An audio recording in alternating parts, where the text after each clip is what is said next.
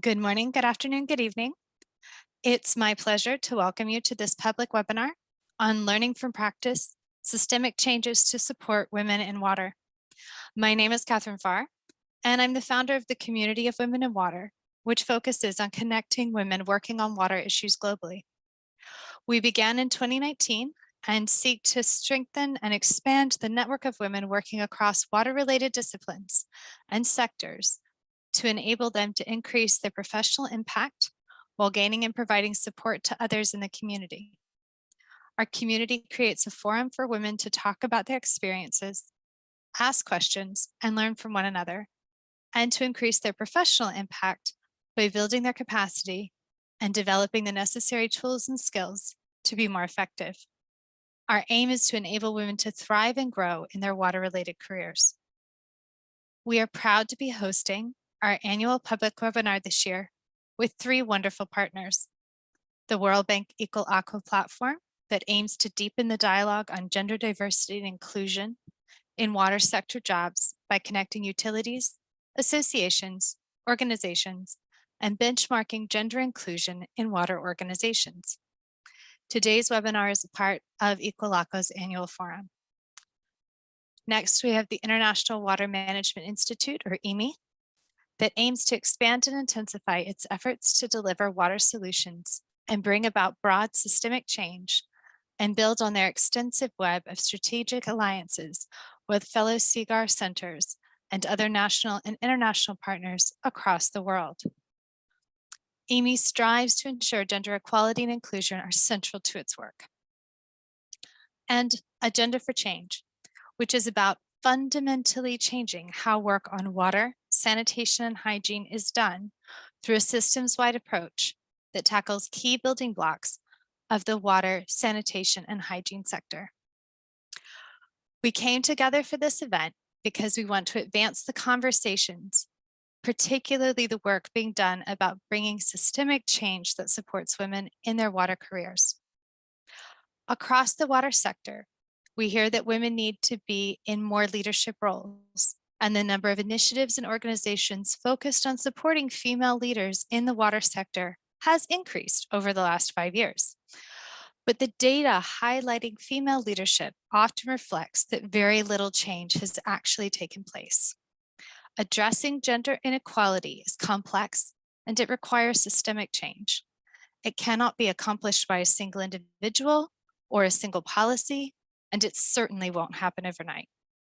We need a suite of policies that actually change organizations and behaviors. So today, we are examining the answers to some of these questions. What are effective ways of getting women into leadership roles and helping them to stay in those roles? What can we learn from research and practical experiences? What investments and actions are more likely to deliver results? Our hope is that you leave this discussion with a better sense of what works and what can, and in fact must, be done to make a difference for women working in the water sector. I'm now very pleased to introduce our keynote, Manohara Khadka, who is an accomplished professional with extensive experience in national resource management and gender equality and social inclusion, often termed GESI. She has authored over 40 peer-reviewed articles and reviewed more than 70 external project proposals, policies, and articles related to water and irrigation, water sanitation and hygiene, natural resource management, gender, and governance issues. Her unique skills include coordinating multilateral and bilateral programs and projects in the natural resource management sector and integrating governance and gender perspectives into policy and research. Unfortunately, Manohara's schedule has changed and she is unable to be with us live today. However, we're pleased to share her pre-recorded remarks in this video. Hello everyone, greetings from Nepal. Thank you to all the organizers for providing me with this opportunity.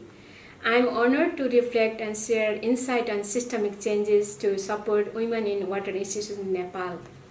My reflections are based on IWMI current and past research on gender equality and social inclusion, as well as my own experiences as a woman in the leadership position in the water and natural resource sector institution.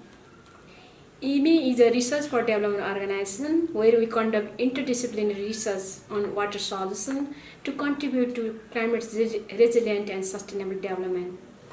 We lead dedicated research on gender equity and inclusion, and we make effort to integrate gender equality, social inclusion perspective into our research, co-design, implementation, knowledge dissemination, and learning. Today, my talk will focus on 3 dimensions. How can we better understand and address the gendered barrier that prevent women from progressing in their career? How to approach promoting and sustaining women leadership, particularly for women from marginalized communities? What works, what doesn't work? Third, I will highlight some practical steps that men can take to actively support and empower women in their water career. Whatever I said today is my personal views.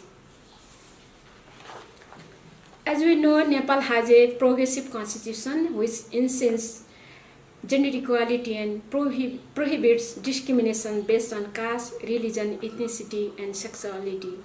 In the last 2 decades, JC has been included in sectoral policy like irrigation, agriculture, forestry, and electoral legislation has also introduced quota which have resulted in a sharp increase in women elected representatives at the local levels. Constitution also insists the right of women, Dalit, other marginalized groups to participate in all state structures and bodies. Similar provision has been made in the civil service where 45% of total seats for open competition are reserved for women, Dalit, Janjatis, Madhesi, people with disability, people from remote areas. The implementation of an affirmative action policy in the civil service since 2008 has contributed to increased women inclusion in the state workforce. As of 2021, women made up 26% of the total workforce of the civil service. However, women remain underrepresented in higher bureaucratic and administrative positions. Unfortunately, the sidelining of women in the water sector is a global issue. During one of the side events in the recently concluded UN Water Conference in New York, held last month, charting a feminist pathway to inclusive and productive water use and governance, feminists and JC experts reflected on why so little has changed in the water sector for women since the first UN conference held in 1977. The 23rd UN Water Conference was chaired by 3 white men, and the event audience in New York, over 7,000 participants, was dominated by Global North participants. Gender issues related to water were less visible. For example, only 10 out of the 154 sessions in the side event outside the UN were dedicated to gender and system barrier for women leadership and decision-making in the water sector institution. Only 7 out of the 191 sessions in the UN building focus on gender issues. At IWMI, we conducted a scoping study recently among women professionals working in water, energy, food, and ecosystem sector, particularly in water.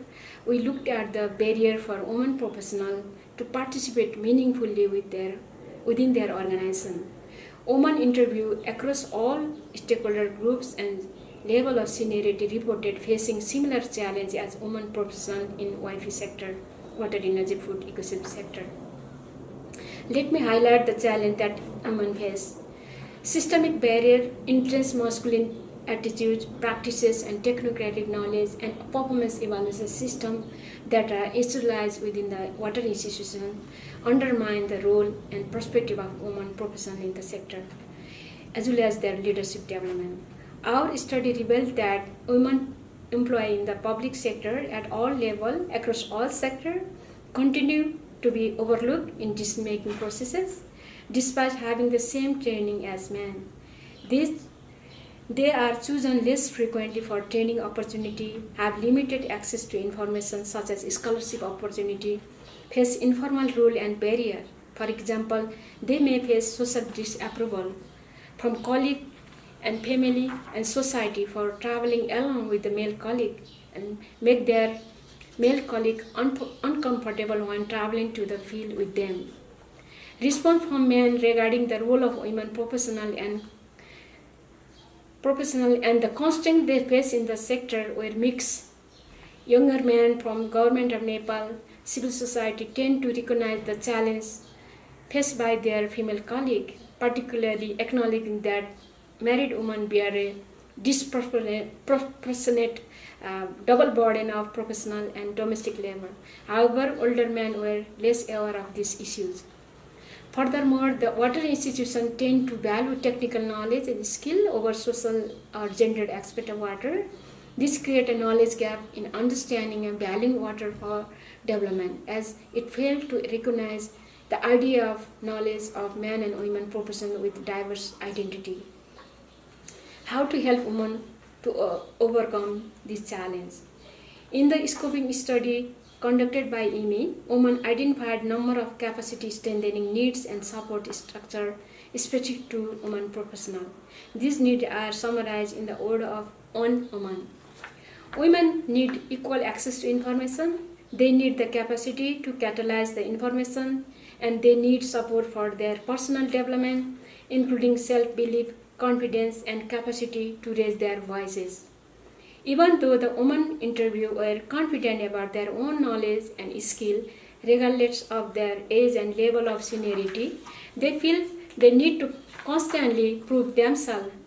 Women express the need for more support and confidence building to navigate patriarchal workplaces. Continuous upgrading of their knowledge and skill in water science. This translates into capacity development in two areas. First is strengthening technical knowledge on water and climate science, and second is developing analytical negotiation and public speaking skills. Addressing institutions and the norms they embed. This would include appropriate facility for childcare, breastfeeding, as well as supporting male colleagues, especially line manager. Junior women colleagues find networking very useful, and more women are coming through the rank. Younger women professionals feel increasingly confident that they will eventually reach higher level of seniority. Workforce equity should also address more strategic aspects such as sexual harassment policies or dedicated JC budget. Men and women should be allies in these processes. During a roundtable discussion with women professionals held in May 2022, participants highlighted the need to build their own capacity as well as that of their male colleagues to create more inclusive workforce. They considered that effort to build women leadership should be inclusive, involve men as well as women professionals. Women participants also stressed the need to develop self-awareness of how social norms impact men, women in their work, how men and women subconsciously reproduce these norms. Now I want to highlight a few practical steps that men can take actively to support empower women in their water career. The challenge faced by Nepali women in the workforce create a need for transformation in the professional culture of water institution. The process of water research, capacity building, policy development and implementation.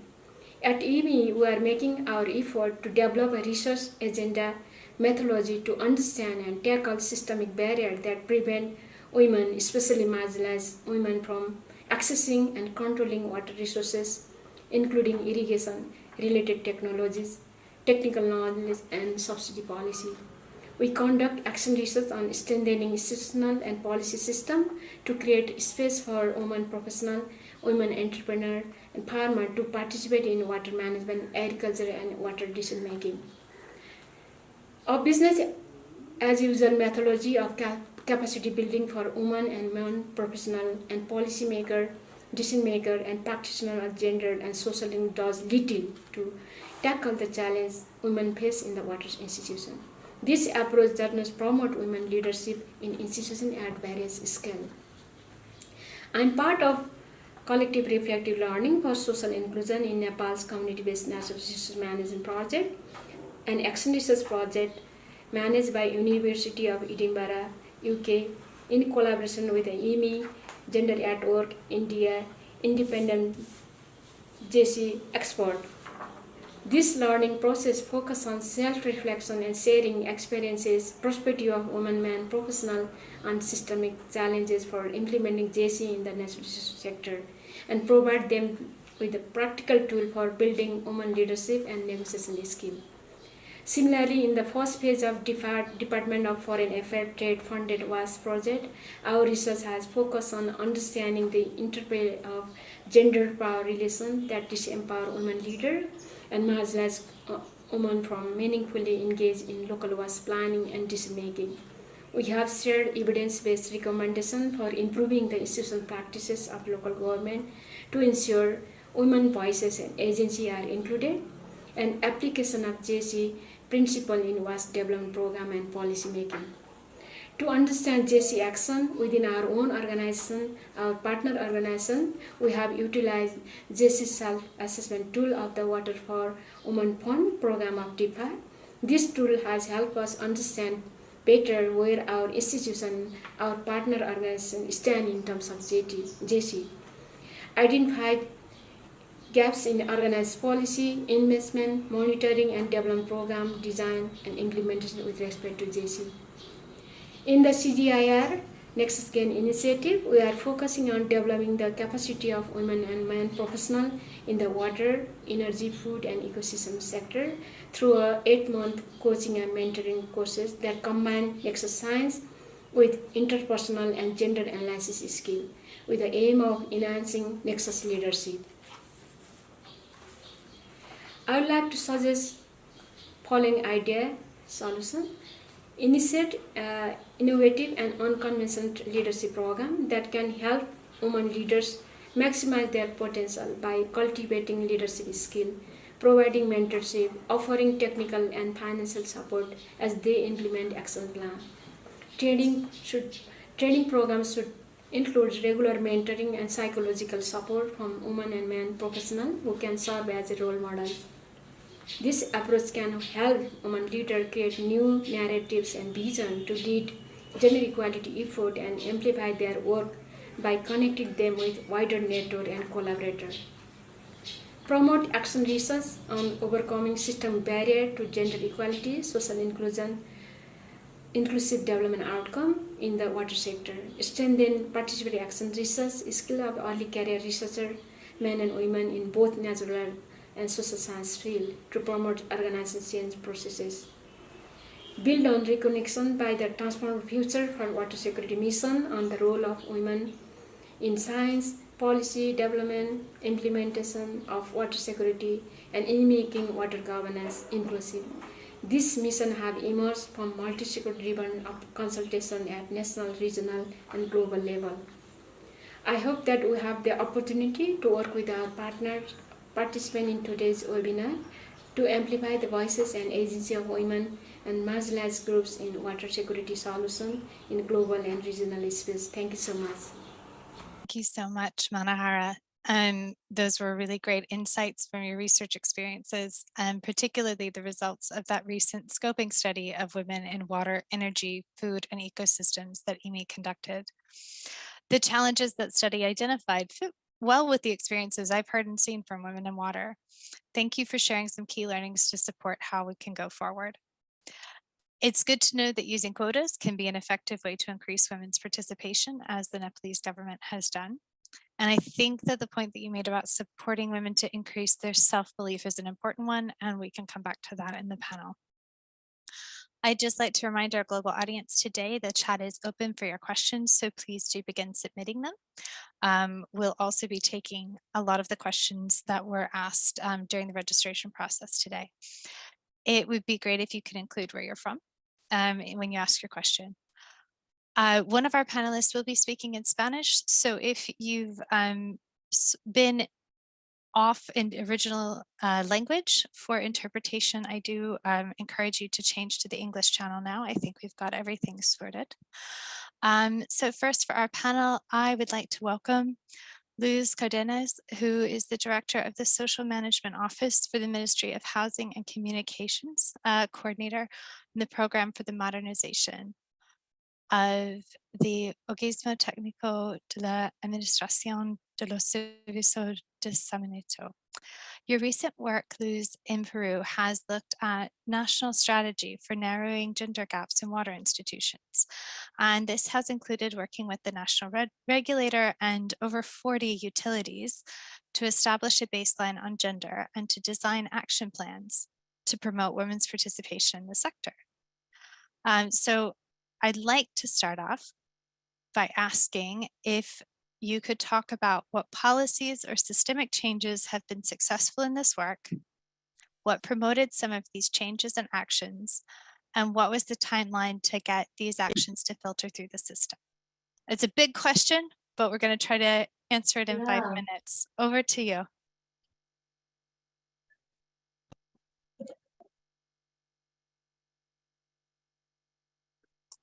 Muchísimas gracias, Kathryn. Buenos días con todos. Buenos días con todos. Son las 7:24 de la mañana aquí en Perú, por esas latitudes temprano. Bueno, muchas gracias por considerarme en este evento global tan importante. Un placer estar aquí compartiendo con todos ustedes nuestras experiencias en Perú en la implementación de instrumentos para fomentar la inclusión de género en las empresas prestadoras de servicios de saneamiento, EPS. Soy la jefe de comunicaciones del proyecto del Banco Mundial, programa de modernización de las empresas de agua y saneamiento. Somos parte también de OTASS, el ente regulador aquí en mi país en esta materia. Contarles que en nuestro país existen 49 empresas de agua y saneamiento. Actualmente estamos trabajando con 42 de ellas, articulando, interactuando esfuerzos para ver posibles instancias de mejoras en búsqueda de lo que todos queremos, ¿no? Una mayor equidad de género. Relativo a tu pregunta, Kathryn, te puedo decir lo siguiente, ¿no? Un poquito explicarles a todo el público internacional que el programa de memorización del Banco Mundial busca mejorar el acceso a la calidad del agua. Conocedores de esta realidad y de acuerdo a las evidencias, comprobamos que las empresas sanitarias frecuentemente enfrentan una baja representación de la fuerza de trabajo femenino, que las mujeres aquí son contratadas con igual, casi que en todo el mundo, con sueldos más bajos que el de los hombres, que tienen pocas oportunidades de capacitación, lamentablemente, para mejorar sus carreras, y que todo esto impacta negativamente en el desempeño y gestión de la administración de la empresa sanitaria, algo que todavía muchos gerentes, directores, presidentes de directorio de estas empresas desconocen, pero nuestra misión es tejer, digamos, el camino para hacerles entender y viabilizar que efectivamente es así. Estas políticas de no igualdad afectan negativamente el éxito o el cumplimiento de sus objetivos. Es por eso que para promover espacios inclusivos y condiciones iguales para las mujeres dentro de las EPS, o sea, empresas prestadoras de servicios de saneamiento, y siguiendo los lineamientos de nuestro aliado, el Banco Mundial, tomamos el desafío de iniciar un trabajo de investigación nacional que nos permitiera conocer el estado real, ¿no? Sobre el balance de género en las empresas sanitarias en el Perú. El Global Water Practice nos facilitó un documento valioso que fueron las encuestas sobre equidad de género y nosotros lo distribuimos a lo largo de todo el país en las 49 empresas sanitarias. En una primera parte solo respondieron 37 EPS. A la fecha son 42 las que han respondido estos cuestionarios, ¿no? Manifestando con ellos su gran interés y preocupación por saber más de los aspectos relacionados. Esta cantidad de empresas, estas respuestas significan el 90% de las empresas sanitarias en Perú, lo cual es un verdadero logro de todos. Seguidamente, luego de ser analizados estos cuestionarios por el Banco Mundial, se supo, como les dije, el estado real de cada EPS y se organizó un encuentro virtual denominado Guerreras por el Agua, reto y oportunidades para el fortalecimiento de la equidad de género en las EPS del Perú. El mismo que contó con una asistencia masiva de casi todos los gerentes generales de las EPS, comunicadores y personal diverso de las empresas. Más de 150 personas se conectaron en línea en este evento virtual, además de un centenar que ingresaron por la página del Facebook Live. Otra acción que se realizó fue la invitación a los 49 gerentes generales para que se adhieran a la plataforma del Aqua. Les informamos sobre los avances, herramientas, información comparativa, etcétera, todo el material que podrían encontrar en esta plataforma que les permitiría ver cómo va manejándose este enfoque de género en otros puntos del planeta. Hasta hoy, 10 EPS se han registrado en la plataforma. A raíz de estas acciones se generó el diálogo con las EPS. Este acercamiento, esta interacción se fue haciendo fehaciente las grandes inquietudes que tienen los gerentes por tener los conocimientos, recursos y herramientas para trabajar y avanzar en este tema de igualdad de género. Otra acción que se tomó fue integrar el enfoque de género en los planes estratégicos de comunicación de cada una de las EPS, a fin de que se considere tanto en las actividades de comunicación externa como en las actividades de comunicación interna, los mensajes de igualdad de género. Esto fue una iniciativa en realidad del programa de beneficiar a estas empresas, ¿no? para que el objetivo principal en realidad fue capacitarlos para que puedan implementar planes estratégicos de comunicación anuales.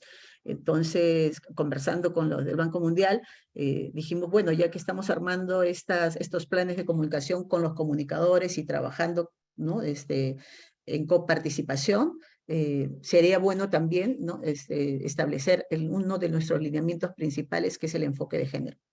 Y así lo hicimos.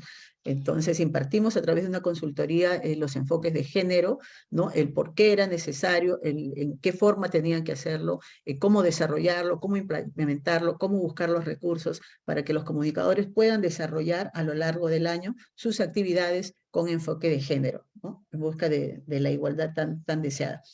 Y lo dejamos sentado, y esta capacitación la acabamos de terminar hace 2 semanas, y ya tenemos los 23 planes de comunicación que hemos elaborado para todas estas EPS a lo largo del país con enfoque de género.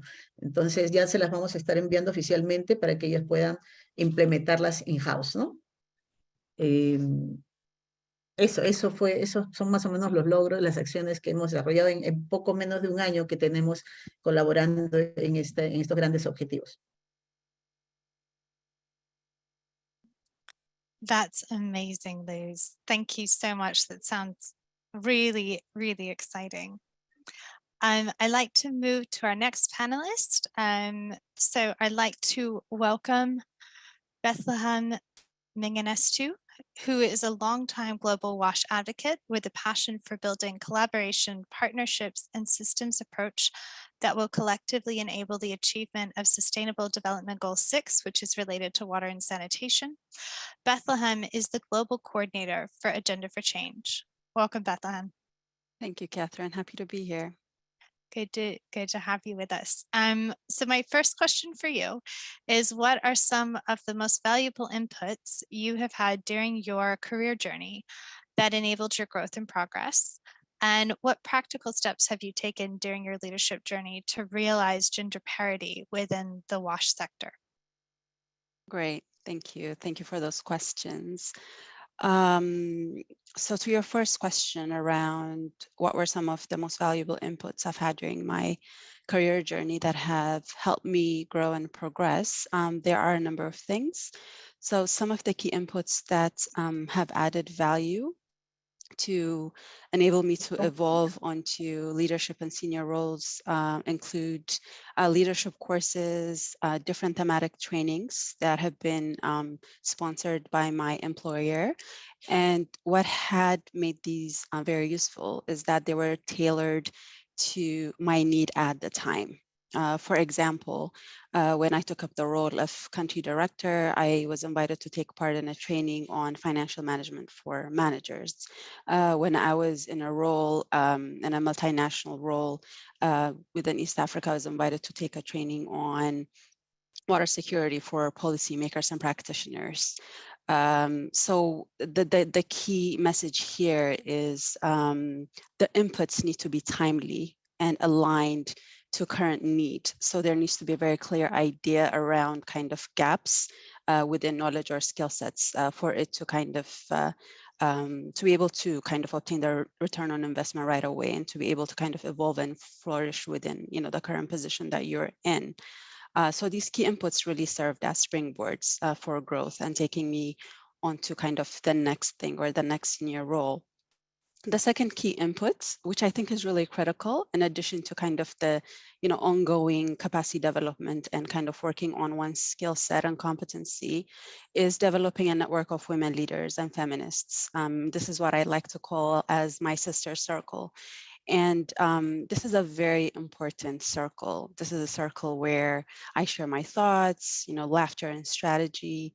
It's a safe space of allies, mentors, and critical friends. And it's really important to also realize that other women are also experiencing similar leadership journeys, and there's a lot we can learn from each other. So there's a lot to be said around sharing notes and kind of paying it forward, and also sharing kind of the best way to navigate when you go from where you are to where you'd like to be.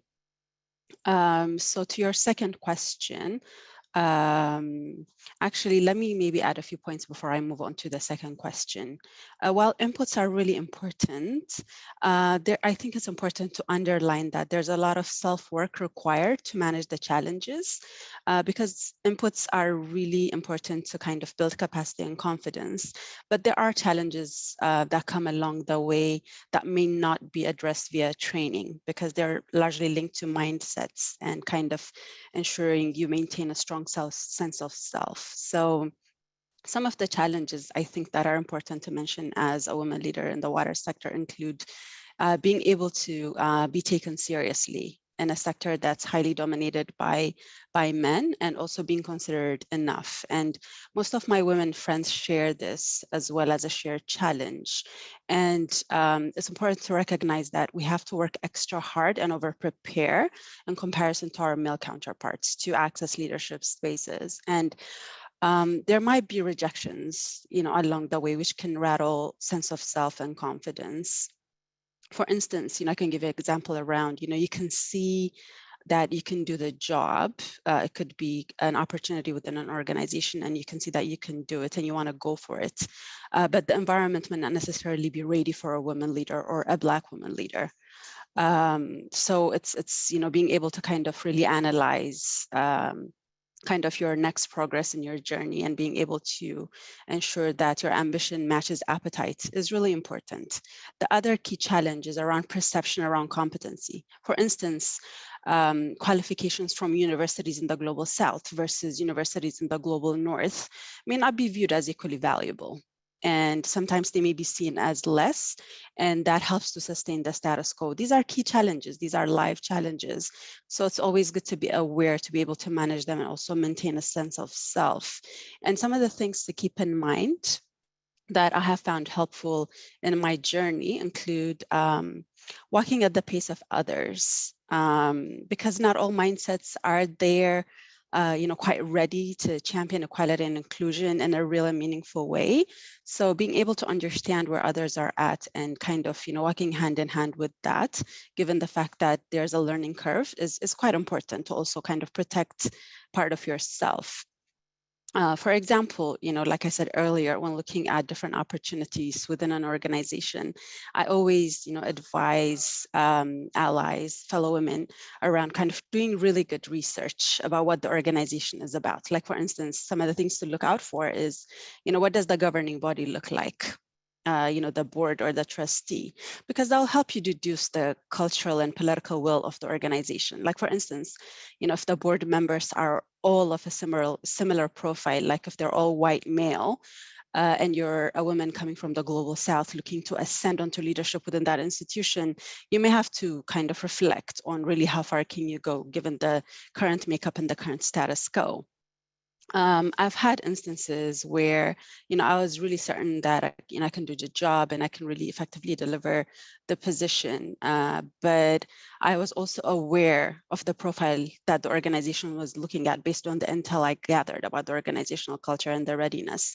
And I utilized that information to kind of inform the next step, which should I go for it or should I not? And those are kind of, important things to think about with regards to putting yourself out there. So I think those are some important points along the challenges and how best to manage them and maintain your self-confidence and your drive and your ambition.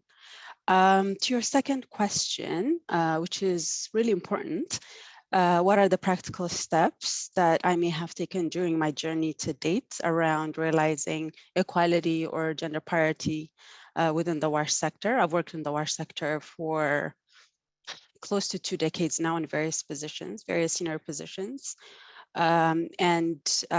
Usually what I try to do, and these are not things that I do that require me to go out of my way. This is, I feel, being in certain places is actually part of paying it forward, because women have done these things for me. And that's things like, me being able to identify young women with talent, mentoring them, making them visible, recruiting them, putting them forward for opportunities. And when I've had the opportunities to be in influential roles or leadership roles, like senior director or manager, I've taken the opportunity to revise internal policies on HR, talent management, developing capacities and championing initiatives that advance equality. It's possible to do this when we get to certain levels of leadership within an organization.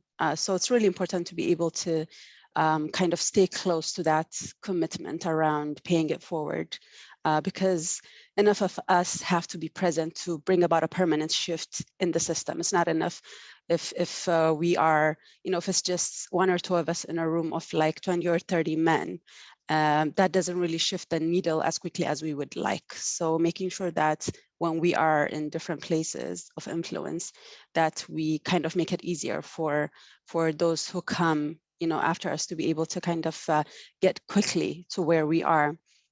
And I think the third thing around practical steps is networking and expanding our social capital. I would like to always kind of, share the importance around having an expansive approach to sharing your contacts and your social capital, because like I said, there needs to be more of us to be able to kind of change the system permanently. So extending a helping hand, sharing notes on this to navigate are quite critical. So I think some of the practical steps that I think I can share as being valuable and efforts that I have realized over the course of my career is the enabling and the identification of talent, supporting that talent and making that visible, being able to be the voice that mentions names of women, even though they may not be in the room, because these are all things that are linked to what others have done for me, other women, to get me to where I am. So I think, yeah, those are some of the practical steps that I think have found useful to enable others. And I also really strongly encourage uptake for those that are interested to pay it forward. Back to you, Kathryn. Thanks so much, Bethlehem. That was really great, and I think fits very well with some of the points Manohara raised in her keynote about the need for women to increase their self-belief and confidence professionally, and talking about training and learning and being more prepared. And yeah, I was the walking at the pace of others, I think, is a real challenge, but as you said, quite necessary. I see we're getting some great questions in the chat. I do want to make sure that we do start with some of the questions that were submitted with the registration. We had really great questions from around the world with registration, and one of them that I think would apply to both of you is, can you tell about a time when you advocated for another woman in our sector and the outcome of that advocacy? So I think we've talked a lot about systemic challenges, but we also recognize, as Bethlehem was saying, we need more women in the room to make that systemic change easier and to make those policies more visible. So Luz, would you like to start with a personal story on that?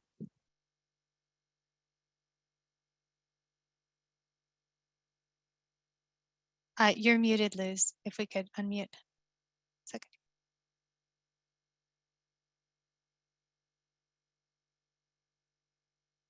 Ok, ok, ¿y ahora sí me escuchan? Ok, perfecto. Bueno, sí, decía que me ha tocado defender a varias mujeres a lo largo de mi carrera y recuerdo mucho una secretaria cuando trabajaba en el Ministerio de Vivienda. Ella tenía 60 años y quería, bueno, la administración que entró quería sacarla porque decía que ella era demasiado mayor, digamos, como para trabajar, pero esta señora eh, no, no tenía ningún problema, era tan ágil y tan productiva como cualquiera de 30. Entonces me parecía a mí una injusticia, ¿no? Pese que no estaba bajo mi dirección, me comunicaron del hecho y fui a hablar porque los motivos por los cuales que la querían despedir los de recursos humanos. Entonces ellos decían que no, que en realidad se había presentado otra persona más joven, con más preparación, digamos, con más títulos, ¿no? Y que entonces mi argumento fue, pero ella tiene trabajando 15 años en el ministerio, lo ha hecho muy bien, no ha habido ninguna queja, ha trabajado conmigo también en alguna oportunidad y yo doy fe de que es una persona muy productiva, cumple con sus competencias y considero que no debería ser retirada. Entonces, bueno, no era mi área, no dependía de mí, era un poco difícil que escucharan mi voz, digamos, entre todas las gerencias que estaban ahí. Y esta señora efectivamente necesitaba trabajar, ¿no? Era viuda, tenía a su madre a cargo, ella era muy buena profesional en lo que hacía, entonces me pareció sumamente injusto. Bueno, hice yo el reclamo, sustenté ante algunas gerencias el por qué no debían sacarla, ¿no? Digamos, retirarla del puesto, y se quedó, pero claro, no era tan fácil porque ellos dijeron, bueno, si es así como tú dices, y había otro grupo de gerentes que decían, no, que hay que dar espacio a las nuevas generaciones, claro, dar espacio a las nuevas generaciones, pero no a costa de retirar gente valiosa. Es lo que yo pienso, es mi perspectiva. Pero entonces entendieron y le solicitaron, sí, presentar todos los papeles, digamos que no había podido, que le faltaban dentro del expediente de su currículum, habían 2 o 3 documentos que nunca los llegó a presentar, digamos, porque ya tendrían 10 años de antigüedad y no lo pudo conseguir. Entonces me dijeron, ya, si se va a quedar, que presente toda la lista de documentos que se necesitan y que tienen que estar vigentes, ¿no? Bueno, entonces ya, eso fue una tarea para ella, el hecho de empezar a recopilar y digamos, que tenga todo, que tenga la demostración en papeles de lo que ella era capaz de hacer en la práctica, ¿no? De lo que ella era capaz de demostrar y los aportes, pero necesitaban la parte, digamos, administrativa. Y bueno, y ella lo consiguió al final, consiguió todo eso, creo que le quedó uno que no había conseguido porque ya no existía la institución, pero consiguió todos los documentos que necesitaban y que garantizaban que efectivamente ya había recibido las preparaciones, tenía los certificados, las constancias y ella podría quedarse en el cargo, ¿no? Es un poco también el tema de las mujeres, ¿no? Que cuando ya llegan a cierta edad, algunas empresas consideran que ya no, digamos que vamos perdiendo valor, ¿no? Tema que no es igual con los varones, ¿no? O sea, cuando los varones avanzan en edad, son más sabios, son más expertos, pero las mujeres no nos miden igual, lamentablemente. Eso, y para terminar, otro caso que me vio y también revisando todo este material en estos días justamente para la preparación, y qué bueno que lo estén tocando porque no estaba en el digamos, puesto no estaba visibilizado, es el tema de las mujeres, ¿no? Y cómo nos defendemos o cómo no nos defendemos, digamos, en esta búsqueda de lograr nuestra posición en los ambientes laborales. Me tocó presenciar igual, un tema de una señorita que ella era como de atención al cliente. Era una muy buena trabajadora porque ella articulaba con todas las direcciones y era como la que recibía las primeras instancias de comunicación, de los reclamos, de la gente que venía a buscar orientación en el ministerio.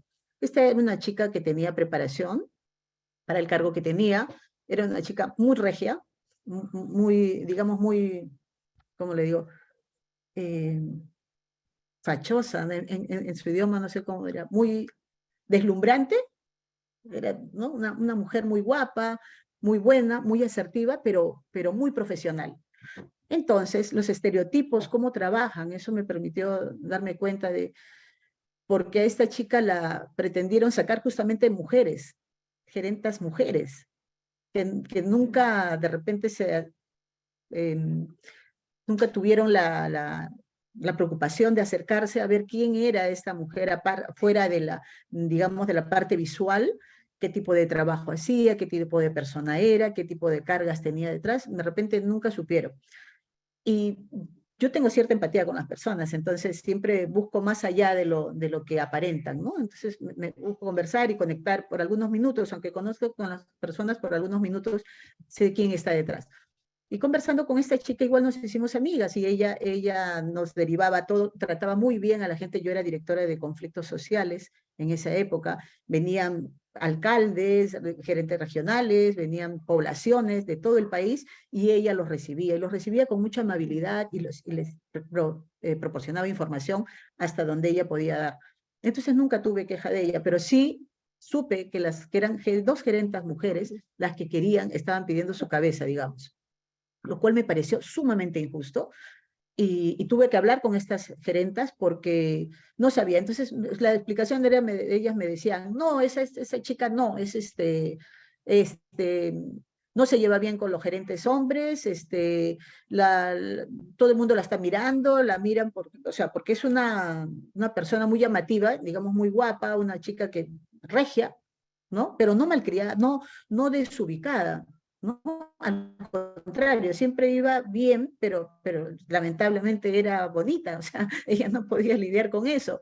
Pero sí había mucho celo de nuestro género, ¿no? De las personas de nuestro género. Entonces, al final hablé con estas gerentas, les expliqué cuál era la situación, cuál era la vida de esta chica, y de que conocieran primero a la persona antes de estereotiparla por lo que ven.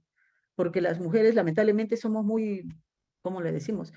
Nos apresuramos en dar los juicios sin conocer a las personas, ¿no? Deben haber hombres también así, pero las mujeres tenemos eso, ¿no? Que en vez de acercarnos y sumar y alegrarnos porque a las otras hay un celo por algún lado, ¿no? O sea, yo creo que habría que desterrar esto, ¿no? Cambiar un poco nosotras, ¿no? Vernos por dentro, ver a las personas también y comprometernos más, sobre todo porque somos del mismo género y sobre todo porque tenemos problemas mayores que estar lidiando entre nosotras, ¿no? La chica se quedó andando con estas gerentes, ella se entendía, su vida no era pues lo que la gente interpretaba o presenciaba, porque era una chica de risa fácil, digamos, agradable, y siempre estaba de buen ánimo, pero así no es la vida, ¿no? Entonces, y ella de lo físico le jugaba en contra.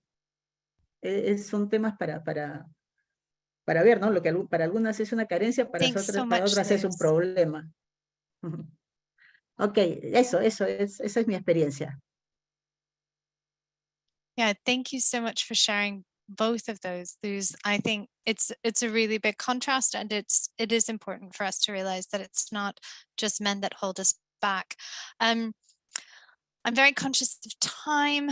We've got lots of questions that have come in the chat. I'm going to try to pull a couple of them together quite quickly. Bethlehem, there's sort of we were just talking about this need for women to support other women. There have been a lot of comments in the chat around that. And then a question about sort of the most effective HR policy you've seen so far in sort of combating these. So however you'd like to pull that together, I'll pass it over to you, Bethlehem. Thanks, Catherine. Let me try to attempt to respond or maybe build on Lewis's response around what is needed for, I guess, women to see other women in their organization or sector as allies, and not, there's a perception maybe we should also, not forget to talk about is a perception around competition.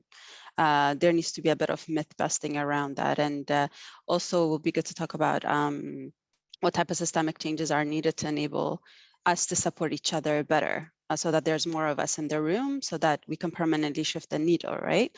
I think with regards to kind of the overarching challenge around getting more of us in the room is there is a perception around exceptionalism that frames women's presence in leadership roles. Like, for instance, when you see a woman CEO or director, it's not uncommon to hear that, like, she's the first woman in that position. This creates and sustains a false sense of scarcity, that her being there is a rare phenomenon and therefore not the norm. And that facilitates or fosters competition over what is seen as a very rare opportunity. This mindset needs to go. It's not helpful. And secondly, we need to also kind of, guard ourselves against the view that women do not support each other, when in fact they do. There are a lot of successful networks by women for women that do this very effectively. It's just that they're not seen as influential as the old boys network. So there is a systemic issue there that we also need to combat, and also kind of, guard our own views around propping each other up and getting us to kind of, helping us ascend to leadership as a collective. And maybe the other thing that is also important to recognize is we need to stop acting like there are finite or so few positions, at leadership level that women have to compete for this. There's that kind of implicit sense that frames, women's access to leadership. So there are positions, they're not finite. And it's not only few positions that are accessible for women to lead in, but part of that thinking is also linked to tagging women for certain roles. It's almost as if when you go from organization to organization, there are certain roles that you find women in, like, for instance, human resources or diversity and inclusion, deputy roles. And you don't find women in more of kind of the hardcore roles like finance director or COO or CEO. So I think, that there are aspects of kind of like the system insulating itself so that more of the same people are in leadership roles, and that may kind of be seen as barriers from women being able to access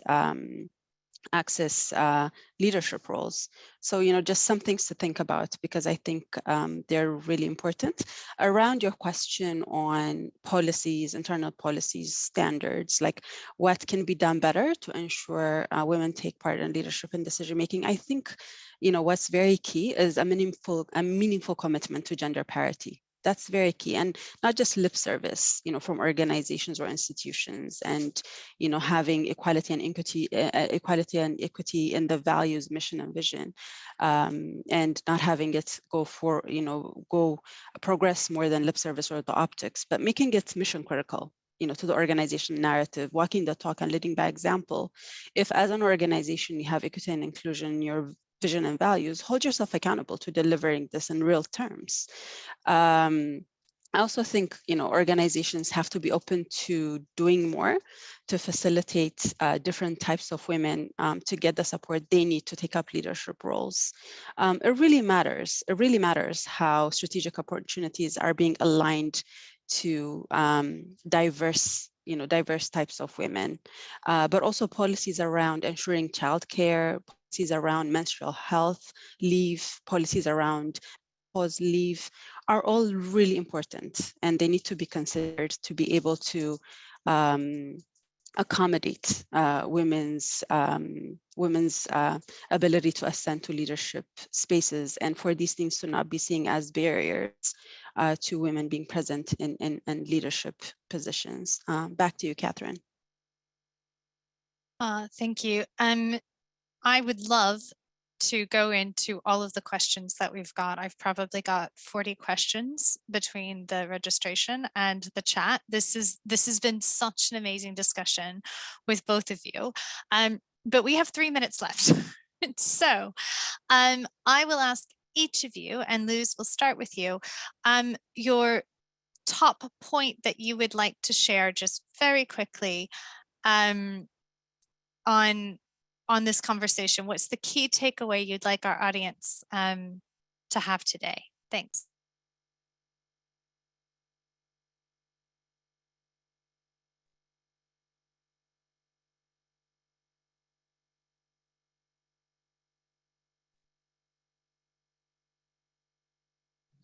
Ahora sí. Ahora sí, bueno, después de todas las brillantes exposiciones que se ha, en mi caso, escuchado esta mañana, yo creo que es importante instar o exhortar a todas las partes que estamos aquí a seguir en esta lucha. Tenemos que avanzar, que integrarnos más para poder conseguir los objetivos. No hay muchas instituciones ni muchos gobiernos que lo estén haciendo, pero si nosotros perseveramos, creo que vamos a lograr esa ansiedad de equidad de género. Me llena de emoción ver que en otras partes del mundo están mucho más avanzados de lo que estamos haciendo. Estamos empezando a hacer en Perú, pese que hay una ley de equidad de género en nuestro país, una norma del Ministerio de Ambiente, esta no es percibida, no llega, no hay estrategias que implementen esta norma, entonces como que ahí duerme el sueño de los justos. Pero siento que con este impacto que hemos generado con el Banco Mundial de Acercamiento, y hace ya casi un año, se está moviendo el tema, se está poniendo en el radar de los tomadores de decisiones de las empresas sanitarias, y esperamos seguir trabajando y trabajando cooperativamente con ellos para en un año ojalá tener mejores logros, ¿no? Y es mi llamado a todos también, ¿no? A ponerle punche, aunque a veces no resulte, pero seguir manteniendo esa perseverancia. Muchas gracias. Thanks, Luz. And Bethlehem, final words. Final word, just a key message is let's not be complacent with the progress made so far. I know people usually like to say, you know, since the MDGs we've come far. We're not close to our desirable narrative. You know, let's just put it that way, and let's not be complacent with how far we've come. And we need to work aggressively and intentionally for a narrative that's fair and serves everyone and not just a few. So those are just my few words. Back to you, Kathryn. Thanks, Bethlehem. Thanks both Bethlehem and Luz for joining us today on the panel. This was really fantastic. And thanks very much to Manohara for her sharing her insights as the keynote.